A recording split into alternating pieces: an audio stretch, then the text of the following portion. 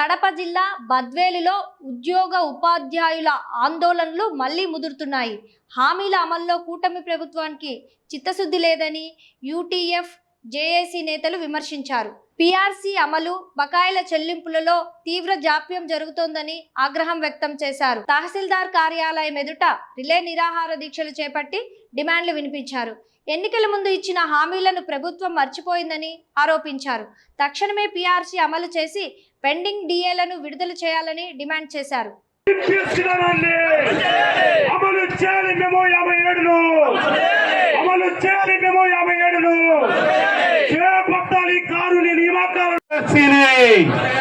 అమలు చేయాలి 12వ పీఆర్సీని చెల్లించాలి. పెండింగ్ ఆర్థిక బకాయిలు వెంటనే ఉద్యోగోపాధ్యాయులు పెండింగ్ డిఏలను వెంటనే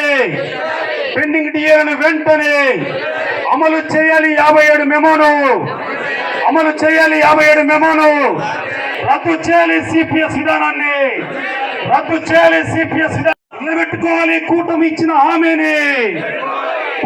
ప్రభుత్వం ఇచ్చిన హామీని కార్మిక పెన్షన్ల ఐక్యత జయప్రదం చేయండి. రణబేరి కార్యక్రమం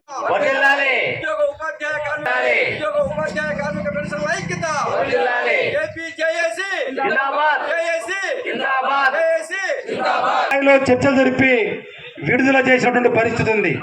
ఇక సిపిఎస్ రద్దుపైన కనీసం ఒక్క అడుగు కూడా ముందుకు పడినటువంటి పరిస్థితి లేదు. ఉద్యోగోపాధ్యాయులు ఏదైనా సమస్య పైన మాట్లాడితే రాష్ట్ర ప్రభుత్వం ఆర్థిక ఇబ్బందుల్లో ఉందని చెప్తా ఉంది. మరో పక్కేమో సూపర్ 6 పథకాలను తమ ప్రభుత్వం విజయవంతంగా అమలు చేస్తా ఉందని చెప్పి మరో పక్క చెప్పుకుంటున్న పరిస్థితి ఉంది. ఈరోజు ఉద్యోగులకు ఒక్క డిఏ తప్ప, వార్షిక ఇంక్రిమెంట్ తప్ప జీతంలో కనీసం ₹1 కూడా పెరుగుదల లేనటువంటి పరిస్థితి ఉంది.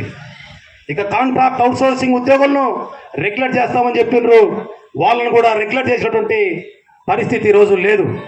సైకోపాధ్యాయ ఫెడరేషన్గా ఈ ప్రభుత్వాన్ని నిలదీసేందుకు, ఒత్తిడి తెచ్చేందుకు ఇప్పటికే రణబేరి 1.4, రణబేరి 2.0 పేరుతో రాష్ట్ర వ్యాప్తంగా ఆందోళన కార్యక్రమాలు చేపట్టాం. అయినా కూడా ప్రభుత్వం నిసిగ్గుగా, మొండిగా వ్యవహరిస్తూ ఉంది.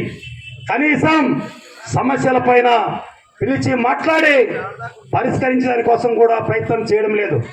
ఈ నేపథ్యంలో ఈ ప్రభుత్వం మెడలు వంచాలంటే రణబేరి 3.0 పేరుతో ఈరోజు రాష్ట్ర వ్యాప్తంగా ఆందోళన చేయాలని చెప్పి, రిలే దీక్షలు చేపట్టాలని చెప్పి పిలుపునివ్వడం జరిగింది. మరి ఇది కేవలం ఆరంభం మాత్రమే. రాబోయేటువంటి రోజుల్లో రేపు 1-2 తేదీలో కలెక్టరేట్ దీక్షలు చేపట్టబోతా ఉన్నాం. అదేవిధంగా 15 నుంచి 19 వరకు రాష్ట్ర కేంద్రంలో దీక్షలు చేపట్టబోతా ఉన్నాం. 28వ తేదీన చలో సెక్రటరియట్కు పిలిపించి సెక్రటరియట్ను ముట్టడించడానికి సమాయత్తంగా పోతా ఉన్నాం. ఈరోజు యూటీఎఫ్గా ఒక సంఘమే కాదు, ఈరోజు వచ్చినటువంటి ఎన్జిఓ మిత్రులు, పెన్షనర్లు, ఈ రాష్ట్రంలో ఉన్నటువంటి వేధించి మన వల్ల ఇబ్బంది పెట్టిందని ఓపీఎస్ను అమలు చేస్తాం, సిపిఎస్ను రద్దు చేసి వెంటనే ఓపీఎస్ను అమలు చేస్తామన్నారు. 2 సంవత్సరాలైనా ఇప్పటికీ గత్యంతరం లేదు. తర్వాత పోతే మన పవన్ కళ్యాణ్ గారు ఆనాటి పాదయాత్రలో అద్భుతమైన స్పీచ్ ఇచ్చారు. మా నాన్నగారు ఒక కానిస్టేబుల్ నుంచి ఓ ఏఎస్ఐగా రిటైర్ అయ్యారు. ఓ చిన్న ఉద్యోగస్తుడు బిడ్డలను, కుటుంబాన్ని పోషించుకోవాలంటే, ఆ పిల్లలను చదివించుకోవాలంటే, ఆ పిల్లలను వివాహాలు చేయాలంటే ఎంత ఇబ్బందిగా ఉంటుందో మాకు తెలుసు. మరి ఇవన్నీ కూడా ప్రతి ఉద్యోగి మెరుగైన జీవన ప్రమాణాలు పెంచేందుకు మా యొక్క కూటమి ప్రభుత్వము తప్పకుండా అమలు చేస్తుందని పలికినారు. మరి ఈనాడు 2 సంవత్సరాలుగా ఈరోజు డిప్యూటీ సీఎంగా ఈ ఆంధ్రప్రదేశ్ రాష్ట్రాన్ని పరిపాలిస్తూ ఉన్నప్పటికీ మరి ఉద్యోగుల పక్షాన ఏ రోజు కూడా ఒక్క సెకండ్ కూడా ఆయన ఆలోచించి మరి మన గురించి మాట్లాడిన దాఖలాలు లేవు.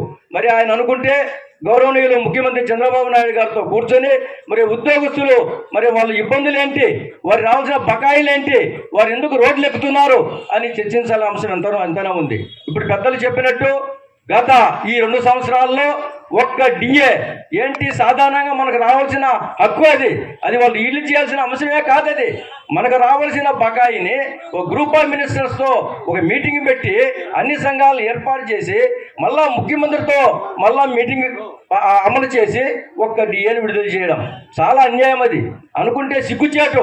ఒక్క డిఏని ఇంతకాలం నానబెట్టి పెద్ద ఏమో కొండను తోవి ఎలకను పెట్టినట్టుగా మరి ఆ విధంగా అమలు చేయడం జరిగింది.